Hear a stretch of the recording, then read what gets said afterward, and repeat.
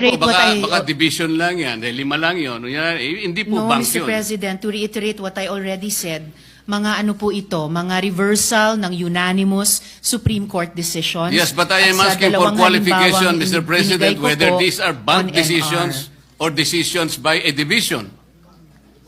And whether or not they Mr. were President, characterized by... sinabi ko rin na po kanina ang Sandali bank po. decisions po ito. Ay, hindi po. Whether or I not am the replying to the decisions question. are characterized by the following qualifications. 1, unconstitutional, void ab initio, violative of due process. All these are present in those jurisprudence cases as you cited. Mr. President. Bagamat para itong yung pinag-uusapan natin kaninang operative facts, kanina simple lang yung tanong eh.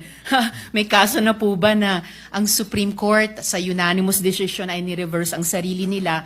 Ngayon may dinadagdag na tanong. Pero sige po, yung League of Cities of the Philippines versus COMELEC, the Supreme Court in its original decision in 2008 unanimously declared the cityhood laws unconstitutional.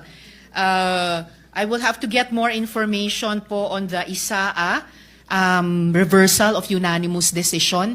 Pero malinaw na mga sagot na po ito dun sa original na tanong. So the original assertion na hindi po natin alam kung na-reverse na ng Supreme Court ang sarili nila sa original na unanimous decision has fallen by the wayside. Kasi the Supreme Court, as I said already earlier, has reversed a unanimous decision unbanked in a lot of instances before. Yun lamang naman po, Mr. President. Noted and entered Salamat into po. the records. Majority Floor Leader. Yes, Mr. President. May I move that we recognize the next interpellator, the gentleman from Pampanga, Senator Kiko Pangilinan.